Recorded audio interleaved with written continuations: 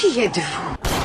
À l'occasion de la sortie du nouveau James Bond, Cinéma Radio met les petits plats dans l'écran et vous propose de revenir sur la saga du plus grand agent secret de l'histoire du cinéma. 27 films, 27 chroniques, 27 jours. Du 16 octobre au 11 novembre, vivez l'événement Bond en écoutant Cinéma Radio.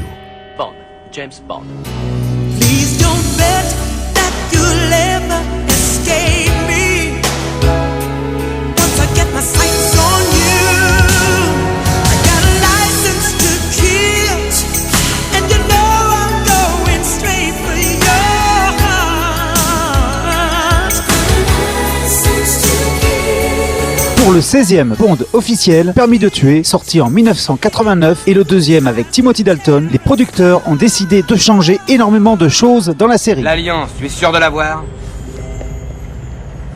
Relax, Félix. Le film d'avant était un Bond très classique, reprenant avec brio tous les éléments de la série. En revanche, Permis de tuer est le premier Bond à bousculer la mythologie jusque dans ses fondations. Mais est-il réussi pour autant? Rien n'est moins sûr. Tu connais la tradition?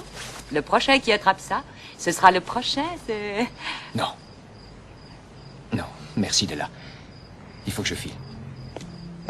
Est-ce que j'ai fait une gaffe? Il a déjà été marié, mais ça fait quand même un bout de temps. Cette fois-ci, nous retrouvons un personnage très important dans la saga, l'agent de la CIA, ami de Bond, Felix Leiter. Celui-ci, déjà présent dans les romans, apparaîtra dans 10 films de la saga et sera joué par 7 acteurs. Laissez-la. C'est moi que vous voulez.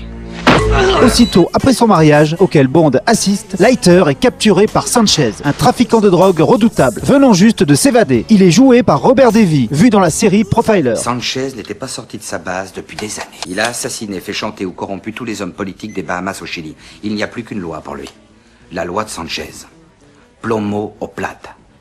Le plomb ou l'argent? Comme c'est Leiter qui l'a fait arrêter, Sanchez se venge en tuant son épouse et en jetant l'agent au requin. Me tuer ne résoudra pas tes problèmes. Mourir, c'est rien à côté de certaines choses. Tu crieras en enfer. Non, non. Je te fais connaître le début d'une vie nouvelle. Celui-ci ne meurt pas, mais il est mutilé et finit à l'hôpital. Bond, pour le venger, veut tuer Sanchez, mais M, son supérieur, le lui interdit. Votre petite vendetta à titre privé risquerait de compromettre le gouvernement de Sa Majesté. Je vous répète que vous avez une mission. Alors je vous remets ma démission, sœur. Je vous démissionne sur le champ.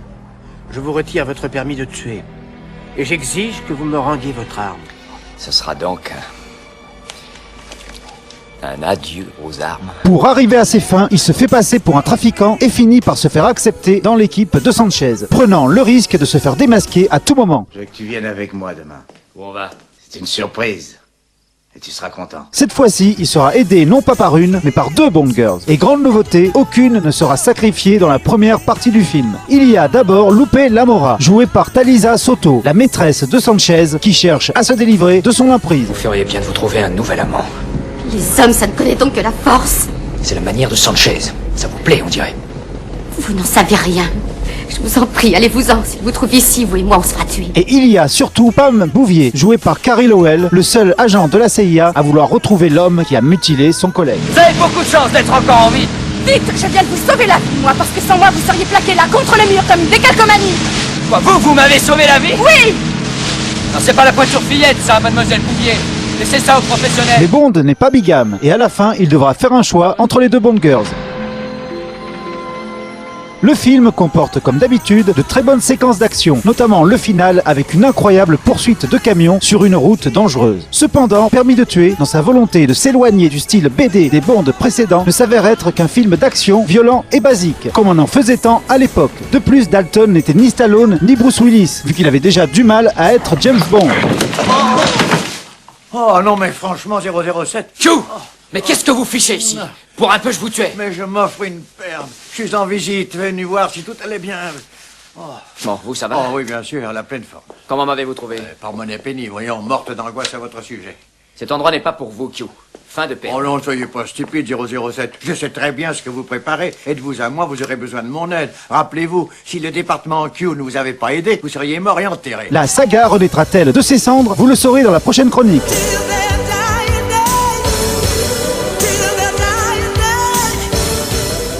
Et en attendant, n'oubliez jamais que son nom est Bond, James Bond.